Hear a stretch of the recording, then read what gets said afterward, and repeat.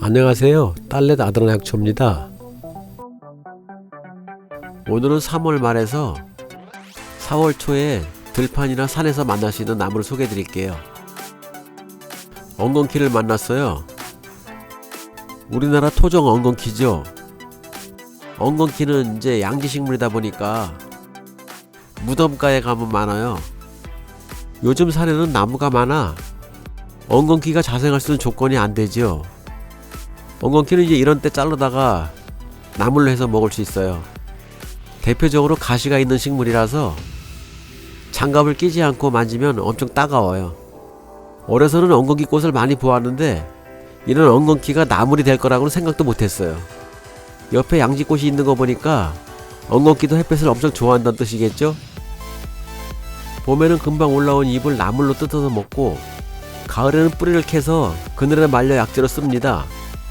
엉겅퀴를 보면 두 번 놀란다고 하는데 처음에는 엉겅퀴 전체에 붙어있는 가시 때문에 놀라고 두 번째는 험성궂게 생긴 식물에서 아름답게 핀 자주색 꽃 때문이라고 합니다. 엉겅퀴 나물에는 밀크시슬이 매우 풍부해 간세포를 보호하고 간염과 간암 등 간 질환을 예방하고 면역력을 향상시키는 데 도움이 됩니다. 이렇게 간의 기능을 도와 체내에 축적된 노폐물과 독소를 해독하고 만성피로를 개선하는 데 도움이 됩니다. 또한 엉겅퀴 나물은 밀크시슬 덕분에 혈당을 정상 수치로 유지하며 당뇨 예방 및 개선에도 도움이 된다고 알려져 있습니다. 더불어 엉겅퀴 나물은 강력한 항산화 성분의 일종인 실리마린이 밀크시스의 주성분으로 함유되어 있어 강력한 항산화 기능을 통해 활성산소를 억제하며 각종 염증 및 암 예방에도 좋습니다. 나물로 섭취할 경우는 이렇게 칼로 잘라서 저희들은 이제 된장국을 끓여 먹어요. 나물로 무쳐 먹어도 가시가 있지만 맛이 좋아요. 여기 잔대도 있네요. 이것도 이제 잎사귀를 잘라다가 나물로 먹을 수 있는데 아직 조금 어려요. 요새 산에 올라가서 상세히 살펴보면 이것저것 먹을 게 상당히 많아요. 여기 배암차직이라고 하는 고무배추도 있네요. 배추 잎사귀처럼 생겨갖고 입에 고무처럼 오돌토돌하다 해서 고무배추라고 하더군요. 고무배추는요 호불호가 있죠. 저는 이제 고무배추를 좋아하는 측입니다. 많은 양은 아니기 때문에 잘라갖고 가서 민들레랑 쌈 싸 먹을 거예요. 고무배추는 폐와 기관지를 튼튼하게 해주기 때문에 감기에 명약이라고 하더군요. 들판에 어디서나 볼 수 있는 고무배추는 대기오염, 시멘트 도시와 산업화 환경에서는 분포하지 않는 생태환경 지표식물입니다. 그래서 고무배추가 아무데나 없었구나. 이거 맛이 아주 독특해서요 향을 싫어하는 사람은 못 먹어요. 저는 주로 생으로 겉절이 해 먹는 걸 좋아해요. 꽃이 피기 전 어린 수는 나물로 식용할 수 있고 약용으로 쓸 때는 뿌리채 사용합니다. 고무배추는 시골 길가, 논뚝, 밭뚝, 뚝방, 도랑 근처에서 많이 만날 수 있어요. 이 고무배추는 이제 제가 잘라다가 겉절이 해 먹는 장면은 따로 영상을 만들어 보여드릴게요. 요거는 이제 달맞이 꽃이에요. 요건 더위 먹었을 때 먹는 익모초. 이건 엄청 써요. 요거는 이제 제가 좋아하는 뽀리빼기 나물이에요. 어제 저녁에 이거 잘라다가 겉절이 해 먹었어요. 익모초거든요. 익모초는 나물로 먹는 게 아니고 약초예요. 너무 써서 못 먹어요. 이제는 이제 봄나물이 천지네요. 요건 이제 쓴맛 나는 지층개입니다. 여기는 달맞이도 상당히 많은 것 같아요. 요거 이제 주목해서 보셔야 됩니다. 이게 냉이꽃 같이 생겼죠? 황새냉이와 너무 흡사하게 생긴 좁쌀냉이죠. 여기는 산하고 이어지는 언덕이기 때문에 황새냉이는 아니라고 봅니다. 황새냉이는 주로 물가에 있거든요. 생으로 쌈을 싸먹으면 맛있는 민들레도 있네요. 이거는 산에서 자라는 아주 귀한 꿀풀이에요. 암에 좋은 5대 약초 중에 하나죠. 요런 거는 이제 이렇게 칼로 잘라갖고 나물로 무쳐 먹으면 상당히 맛이 좋아요.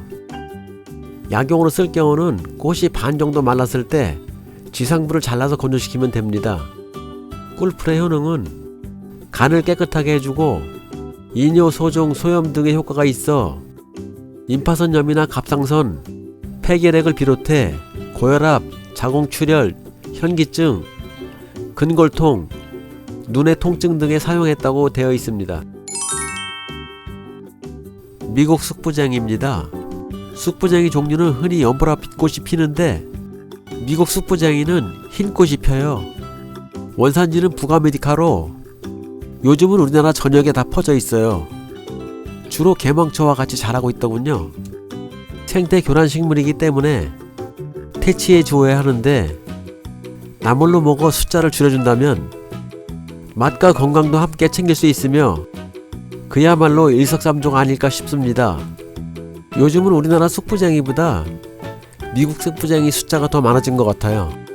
미국 쑥부쟁이 나무는 순이 연해갖고 뜯을 때 칼 없이 손으로 쉽게 뜯을 수 있습니다. 나물 삶을 때는 초록색을 살리기 위해 소금을 넣어주면 좋아요. 삶은 미국 쑥부쟁이 나물은 찬물로 두세 번 헹구어 잠시 담가 놓습니다. 삶아낸 나물은 물기를 꼭 짜 요리하거나 햇볕에 말려 묵나물로 만들어 먹을 수 있습니다. 그럼 효능이 어떤 것이 있는지 알아볼까요? 가을에 전초를 채취하여 햇볕에 말립니다. 맛은 쓰고 매우며 성질은 서늘하고 편도선염, 기관지염, 기침, 천식, 진해, 거담, 유방염, 종기 등에 사용을 하며 낮은 산지나 들판, 공터, 하천변, 길가 등 양지 바른 곳에서 아주 흔하게 자라며 민들레 홀씨처럼 바람에 씨앗이 날려 땅에 떨어져 번식합니다. 제가 살고 있는 지역에도 벌써 토종 쑥부쟁이보다 미국 쑥부쟁이가 훨씬 더 많아요. 미국 쑥부쟁이는 잎줄기가 연해갖고 맛이 참 독특합니다. 주로 쑥부쟁이와 개망초는 서식 환경이 비슷하기 때문에 함께 채취해서 묵나물을 만들어 먹으면 참 좋아요. 현재 채취하는 나무는 좀 작지만 한 뼘 정도 컸을 때도 먹어도 됩니다. 저도 이제 이게 쑥부쟁이라고 착각한 적이 있었거든요. 약간 쑥부쟁이랑 비슷하게 생겼는데 망초대예요. 이거를 왜 쑥부쟁이로 착각할 수 있냐면요, 바로 미국 쑥부쟁이가 옆에서 자라고 있기 때문에 그렇죠. 쑥부쟁이하고 개망초하고 구분하는 방법은요, 잎사귀의 결각을 잘 보시면 알 수 있어요. 망초대는 결각이 약하면서 둥근 편이잖아요. 쑥부쟁이는 이 부분에 결각이 심해집니다. 현재 이거는 망초대 나물입니다. 개망초는 이제 데쳐서 나물로 무쳐 먹으면 좋고요. 이 옆에 한번 보세요. 요거 어릴 때는 잎사귀가 크잖아요. 어릴 때는 잎을 봐서 분명히 개망초처럼 보이는데 성장 과정에서 잎면이 좁아지면 좀 헷갈리는 편입니다. 망초대는 망초, 개망초라 불리는데 4에서 5월 올라오는 어린 수를 채취하여 봄나물 반찬으로 먹습니다. 최근에는 기온 변화로 인해 3월 중순에도 올라옵니다. 이렇게 먹으면 됩니다. 물이 팔팔 끓을 때 소금을 넣은 후 세척해 두었던 망초대 나물을 넣어주세요. 30초간 데치기 한 후 찬물에 재빨리 헹구어 주세요. 이때 물에 흙이 보이지 않을 때까지 헹구어 주세요. 소쿠리에 담아 물기를 뺀 후 꼭 짜서 준비해 주세요. 된장, 참기름, 마늘, 통깨 등을 넣어서 무쳐주세요. 된장은 많이 넣지 마시고요, 반 숟가락 정도 넣고 싱거우면 나중에 가감하세요. 요건 쇠뜨기 나물입니다. 쇠뜨기는 꽃대가 먼저 올라오거든요. 옆에 잎들은 아직 어리잖아요. 쇠뜨기란 뱀밥이라고 불리던 풀로서 소가 잘 먹는 풀이라고 그런 이름이 붙었다고 하는데요, 실제로는 소가 그리 잘 먹는 풀은 아니라고 하네요. 쇠뜨기 나물은 솔방울 같이 생긴 포자낭을 모두 제거하고 줄기 중간 부분에 있는 마른 풀도 벗겨줍니다. 끓는 물에 1, 2분 데쳐주고 찬물에 1시간 이상 담궈 두는 것이 좋습니다. 고사리 같은 양치 식물들은 독성이 있어 데친 후 물에 1시간 이상 담궈 두었다가 먹는 것을 추천드립니다. 입맛에 맞게 고추장, 참기름 양념으로 잘 버무려 먹으면 된답니다. 여기 이제 잎이 성장하고 있죠? 근데 쇠뜨기는 꽃대를 나물로 먹는 겁니다. 여러분 중에 이제 달맞이 꽃을 나물로 먹는다는 것은 처음 들어보신 분도 있을 겁니다. 저도 이제 이거 식용할 수 있다는 걸 알게 된 지는 얼마 안 됐습니다. 그때는 이제 잘 몰라서 입을 잘라다가 한번 해 먹어봤는데 좀 아리면서 매운맛이 나더군요. 물이 끓기 시작하면 소금을 넣고 데칩니다. 매운맛이 없어질 때까지 물을 갈아주었다가 나물로 무치면 됩니다. 끓는 물에 살짝 데쳐 햇볕에 건조하여 보름나물을 만들어 먹는 것도 좋아요. 겨울을 버티기 위하여 두해살이 식물은 영양성분을 줄기나 잎에 가득 저장하여 노제트 형태로 월동을 하기 때문에 영양성분이 뛰어난 것입니다. 요거 소루쟁이고요. 칼을 깊숙이 넣어서 이렇게 자릅니다. 꽃말은 기다림이며 꽃은 7월에 피고 낮에는 꽃을 오므리고 있고 밤에 달이 뜰 때 핀다 하여 달맞이 꽃이라고 하는 것입니다. 달맞이는 원산지는 칠레이며 세계 여러 곳에서 자생하는 식물이고 언제 우리나라에 들어왔는지는 모르겠지만 기화식물입니다. 외국에서는 달맞이를 종자유 생산을 위하여 재배를 많이 하고 있으며 우리나라에서는 이름 모르는 잡초에 불과합니다. 달맞이가 다른 나물처럼 맛이 뛰어난 건 아니지만 서로 다른 영양성분을 함유하고 있기 때문에 건강관리 차원에서 섭취하는 것도 좋을 듯 합니다. 여기 또 좁쌀냉이가 있네요. 이번에 이제 확인 차원에서 뿌리를 한번 뽑아 볼게요. 뿌리가 이런 식으로 생겼네요. 뿌리가 수염 뿌리로 내려가면 황새냉이인데 아직 황새냉이를 정확하게 보지 못해서 현재 서식 환경을 봐서 좁쌀냉이로 보고 있는 겁니다.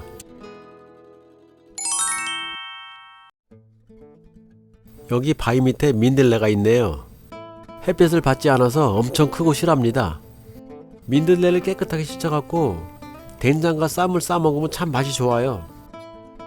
생명력이 강한 민들레는 우리나라 산과들 어떤 환경에서도 잘 자라며 나물처럼 무쳐 먹거나 민들레즙, 민들레차 등 다양한 형태의 건강식품으로 활용되고 있습니다. 리놀산이 풍부하게 함유되어 있어 콜레스테롤 수치를 낮추고 혈행 개선에 도움을 주기 때문에 고혈압, 동맥경화 등 혈관질환 예방에 도움이 되며 특히 대사증후군의 증상이 보이는 중년에게 도움이 됩니다. 또한 민들레에 함유된 칼륨은 우리 몸의 노폐물과 나트륨 배출에 도움을 주기 때문에 혈압을 낮추는 등 혈관 건강에도 많은 도움이 됩니다. 민들레에는 콜린이라는 성분이 풍부하게 함유되어 있어 지방간 생성을 막아주고 담즙 분비를 촉진해 간에 쌓인 지방 분해에 도움을 주기 때문에 간염, 간경화 등 간질환 예방에 도움이 됩니다. 또한 민들레에 함유된 시니마린 성분은 간 기능을 향상하고 간세포의 재생을 도와주기 때문에 숙취 해소에 좋아요. 여기 꼬들빼가 있네요. 한번 캐볼까요? 옆에 있는 뿌리뺑이 먼저 캐볼게요. 꼬들빼기하고 뿌리뺑이는 같이 무쳐 먹으면 맛이 좋아요. 꼬들빼기는 이렇게 호미로 파갖고 땡기게 되면 뿌리가 끊어지지 않고 잘 올라와요. 꼬들빼기의 쓸맛을 내는 이눌린 성분은 천연 인슐린으로 알려진 수용성 식이섬유로 소화기관을 거쳐 분해되지 않은 상태로 장까지 내려가서 장 속의 미생물에 의해 발효가 된다고 합니다.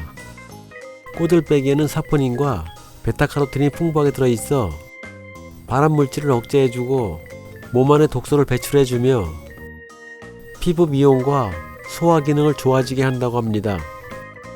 꼬들빼기는 소금물에 2일 정도 담가두면 쓴맛을 완전히 제거할 수 있다고 하네요. 열량이 낮아서 다이어트에 좋은 식재료이긴 하지만 쓴맛 때문에 많이 먹기는 어려우실 겁니다. 소루쟁이입니다. 소루쟁이는 약간 습이 있는 곳에서 잘 자랍니다. 우리가 먹을 수 있는 봄나물 중에서 흔하면서 키도 큽니다. 잎 줄기를 채취하여 시금치 나물처럼 무침을 하여 먹을 수도 있고 된장국을 만들어 먹을 수 있어요. 소루쟁이는 이렇게 약간 어릴 때 사용하는 겁니다. 이 시기가 지나면 먹을 수가 없어요. 이렇게 약간 건조한 곳에서 자라는 것이 키도 작고 먹을 만합니다.